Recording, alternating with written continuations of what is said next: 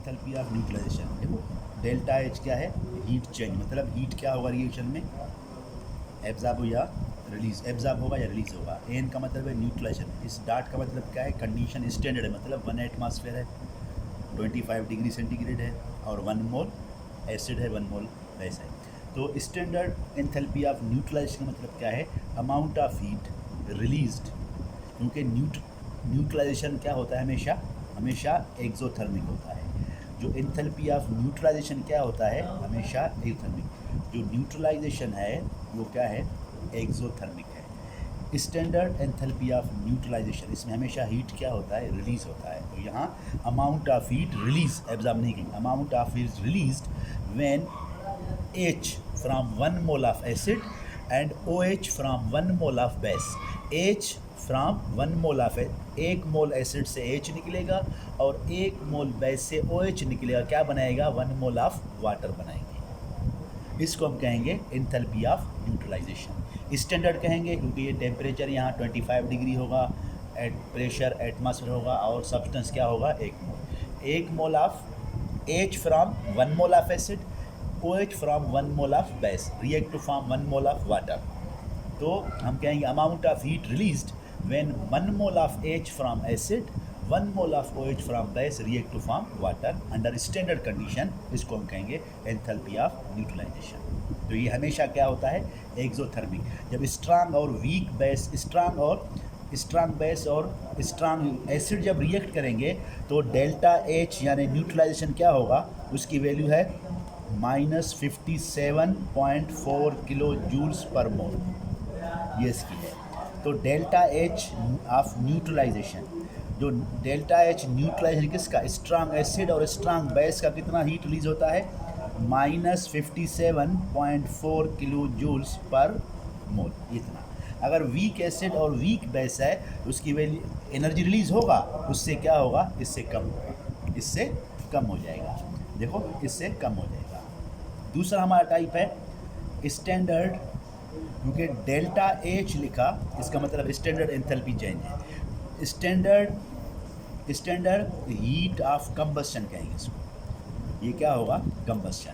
तो heat of combustion है, ये क्या होगा, क्योंकि जो कंबस्शन है वो भी क्या होता है, ऑलवेज कंबस्शन भी क्या होता है, ऑलवेज एक्सोथर्मिक होता है।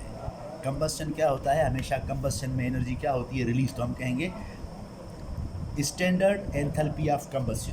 स्टैंडर्ड एंथैल्पी ऑफ कंबस्शन क्या होता है, इसको हम को करेंगे डेल्टा H नॉट C का मतलब क्या है, combustion. Standard enthalpy of combustion क्या है, अमाउंट ऑफ हीट रिलीज, क्योंकि ये हमेशा क्या होता है, exothermic. Amount of heat release when 1 mole of substance क्या होता है, completely burn in oxygen. 1 mole of substance क्या होगा, कंप्लीटली बर्न इन ऑक्सीजन अंडर स्टैंडर्ड कंडीशंस। तो ये होगा, जैसे कि मीथेन को आप ऑक्सीजन में जलाते हो, तो ईथेन को या मीथाइल अल्कोहल को, जहाँ अल्कोहल का मिसाल दिया ईथाइल अल्कोहल है, ईथाइल अल्कोहल को मैं क्या करूँगा, एक्सेस ऑफ ऑक्सीजन में क्या कंबस्ट करूँगा, कंप्लीटली कंबस्ट होगा। तो जब 1 मोल सब्सटेंस क्या होगा, कंप्लीटली ऑक्सीजन में कंबस्ट होगा और एनर्जी रिलीज होगा, और ये रिएक्शन कब होगा, स्टैंडर्ड कंडीशन है, मतलब टेम्परेचर 25 होगा, टेम्परेचर और प्रेशर क्या होगा, 1 एटमॉस्फेयर, और हमेशा मैंने कहा कंबस्शन क्या होता है, एक्सोथर्मिक। तो हम यहाँ काम की चीज़ क्या है, हीट ऑफ न्यूट्रलाइजेशन एक्सोथर्मिक होता है, और डेल्टा H ऑफ कंबस्शन भी क्या होता है, एक्सोथर्मिक, यहाँ एनर्जी रिलीज होता है। दूसरा है इसमें heat of enthalpy of atomization. Enthalpy of atomization है, सब्लिमेशन है, मुख्तलिफ हैं। तो हम यहाँ डिस्कस करेंगे डेल्टा H क्या है, एटमाइजेशन। ए नॉट का मतलब क्या है, ये स्टैंडर्ड कंडीशन में है, डेल्टा H नॉट, और ये ए मतलब atomization, delta H of atomization. तो एंथैल्पी चेंज,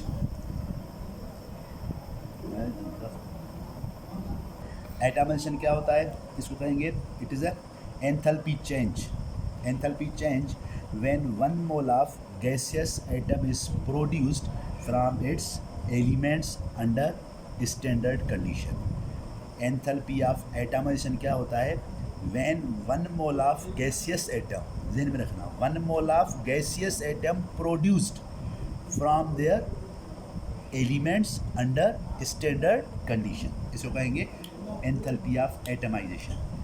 स्टैंडर्ड कंडीशन मतलब क्या है, जैसे कि देखो स्टैंडर्ड कंडीशंस, जैसे कि हम लिखेंगे स्टैंडर्ड कंडीशन में क्या लिखेंगे, जैसे कि ये आपका H2 है, H2 गैस है, इससे हम क्या करेंगे, इससे हम इसको इसके H2 में क्या है H बॉन्ड है, इस जब मैं बॉन्ड को ब्रेक करूँगा तो मुझे क्या मिलेगा H, क्या मिलेगा H एटम्स मिलेंगे। मतलब एंथैल्पी चेंज क्या है, it is the enthalpy change when 1 mole of substance, 1 mole substance क्या होगा अपने गैसियस एटम में कन्वर्ट होगा।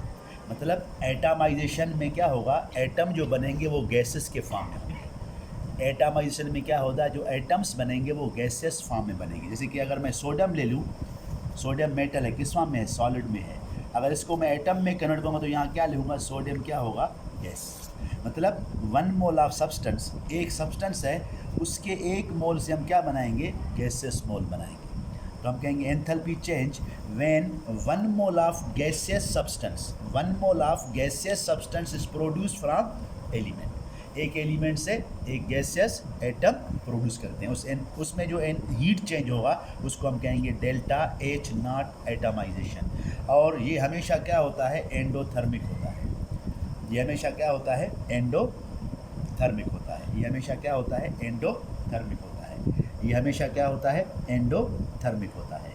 तो मतलब हम क्या करेंगे, किसी भी एटम से, फर्स्ट करो ये ऑक्सीजन है, ऑक्सीजन किस फॉर्म मिल रहा है, गैस फॉर्म मिल रहा है, ऑक्सीजन है, इसको हम क्या करेंगे, ब्रेक करेंगे, ब्रेक करके क्या बनाएंगे, O मतलब ऑक्सीजन एटम, ये किस फॉर्म में होंगे, ये भी गैसेस फॉर्म में होंगे। तो हम कहेंगे standard enthalpy of atomization of noble gases, noble gases का जो एटमाइजेशन है वो क्या होता है, ज़ीरो। क्यों, क्योंकि एटमाइजेशन में क्या करते हो आप, मालिक्यूल को एटम में कन्वर्ट करते हो, एटमाइजेशन में आप मालिक्यूल को एटम में कन्वर्ट करते हो। और नोबल गैसेस आपको नेचर में किस फॉर्म मिलते हैं, वो एटम के फॉर्म में नेचर में मौजूद है। मतलब हम कहेंगे atomization of the noble gases क्या होगा, ज़ीरो।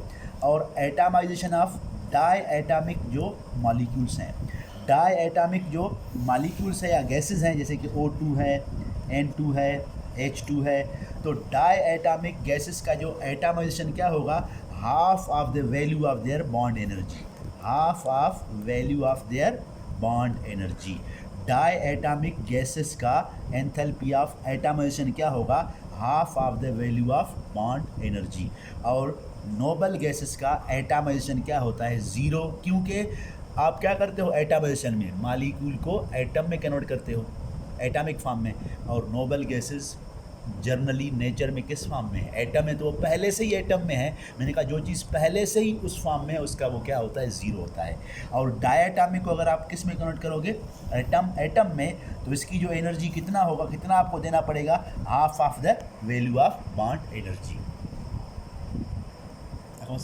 एंडोथर्मिक मतलब आपको एटम बनाने के लिए क्या होगा, एनर्जी देना पड़ेगा। इसमें एक दिन रखना, मतलब यहाँ क्या बनाएंगे आप, गैसियस एटम बनाओगे, किसी भी मॉलिक्यूल से गैसियस एटम। अगर आपको कहे कि यहाँ लिखे कार्बन S, फिर यहाँ लिखे कार्बन गैस, मतलब क्या है, आपने क्या किया है, कार्बन को किस में कन्वर्ट किया है, कार्बन एटम में। ये कौन सा, इसको क्या कहोगे आप, एटमाइजेशन। मतलब जो एलिमेंटल फॉर्म में जो सब्सटेंस है उससे आपने क्या बनाया, एक गैसियस एटम बनाया है।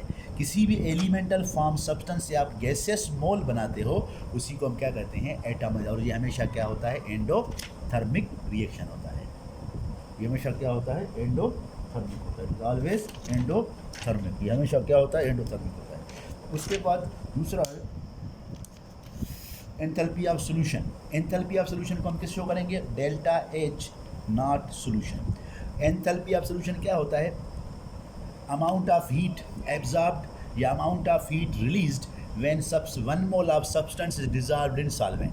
अमाउंट ऑफ हीट क्या होगा, एब्जॉर्ब भी हो सकता है, अमाउंट ऑफ हीट रिलीज भी हो सकता है जब एक सब्सटेंस क्या होता है, डिसॉल्व होता है। जैसे कि अगर मैं सोडियम बाइकार्बोनेट या कैल्शियम कार्बोनेट को किस में डिसॉल्व करूं, वाटर में, तो ये क्या करेगा हीट को रिलीज़ करेगा। तो ये कौन सा रिएक्शन होगा, एक्सोथर्मिक। तो हम कहेंगे इस जो स्टैंडर्ड एंथैल्पी ऑफ सॉल्यूशन क्या होता है, एक्सोथर्मिक भी होता है और एंडोथर्मिक भी होता है। मतलब कुछ सॉल्यूट्स क्या करते हैं, जब पानी में डालते हो वो पानी गर्म होता है, मतलब वो हीट को रिलीज़ करते हैं। अगर मैं पानी में क्या डाल दूँ, नमक डाल दूँ, NaCl क्या करता है, पानी से एनर्जी लेता है। ये क्या करता है, इसकी वजह से क्या होता है, ये एंडोथर्मिक होता है। NaCl की डिसोल्यूशन एंडोथर्मिक है। कैल्शियम कार्बोनेट की वाटर में डालना क्या होगा, एक्सोथर्मिक है। तो डेल्टा एच ऑफ सोल्यूशन क्या हो सकता है, एक्सोथर्मिक भी हो सकता है, एंडोथर्मिक भी हो सकता है। तो डेल्टा एच ऑफ सोल्यूशन क्या होता है, अमाउंट ऑफ हीट एब्जॉर्ब और release when 1 mole of solute is dissolved in solvent. 1 mole of solute, अब वो आपने एक सॉल्यूट का मोल डाला है, अब हीट रिलीज भी हो सकता है, हीट एब्जॉर्ब भी हो सकता है। अगर रिलीज हुआ तो हम कहेंगे सोल्यूशन एक्सोथर्मिक है, अगर एब्जॉर्ब हुआ तो अपनी सोल्यूशन क्या है, एंडोथर्मिक है। जैसे कि अमोनियम नाइट्रेट और सोडियम नाइट्रेट, ये इसको आप पानी में डालोगे तो ये एंडोथर्मिक है, और अमोनियम क्लोराइड ये भी क्या है, इसके 1 मोल ये भी एंडोथर्मिक है। लेकिन कैल्शियम कार्बोनेट या फिर सोडियम बाइकार्बोनेट या कैल्शियम ऑक्साइड, ये क्या होते हैं, एक्सोथर्मिक।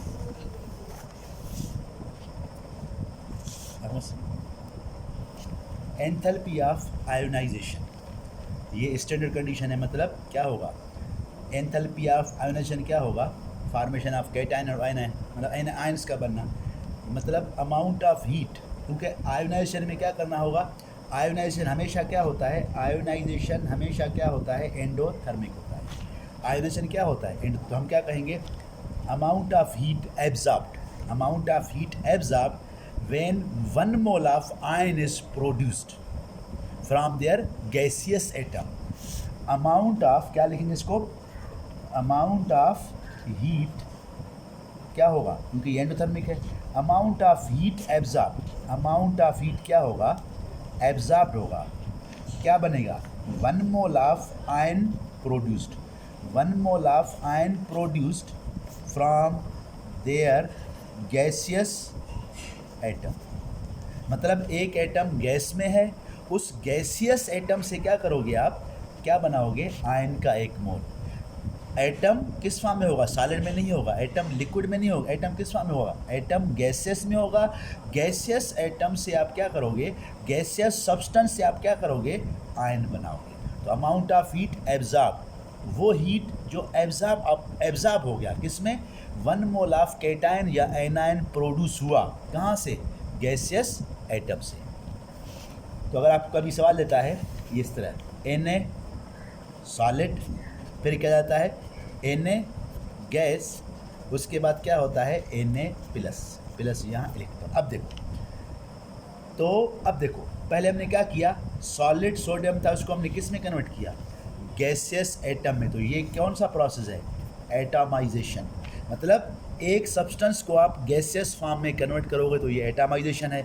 अगर आपने उसको गैसियस में कन्वर्ट किया, उसके बाद गैसियस सब्सटेंस से आप क्या बनाते हो, आयन बनाते हो। When 1 mole of ion is produced from their gaseous atom, अगर इस तरह आपको मिले NaS, सोडियम एस प्लस क्या मिले, Na प्लस, ये गलत है, क्योंकि यहाँ सॉलिड से आप आयन नहीं बनाओगे। तो पहले सॉलिड को आप किस से कन्वर्ट करोगे, पहले सॉलिड को आप गैस में कन्वर्ट करोगे, इसको हम कहेंगे एटमाइजेशन। एटमाइजेशन हो गया, उसके बाद इस गैसियस एटम से आप इलेक्ट्रॉन को, या इस गैसियस एटम से क्या करोगे, आप आयन को बनाओगे।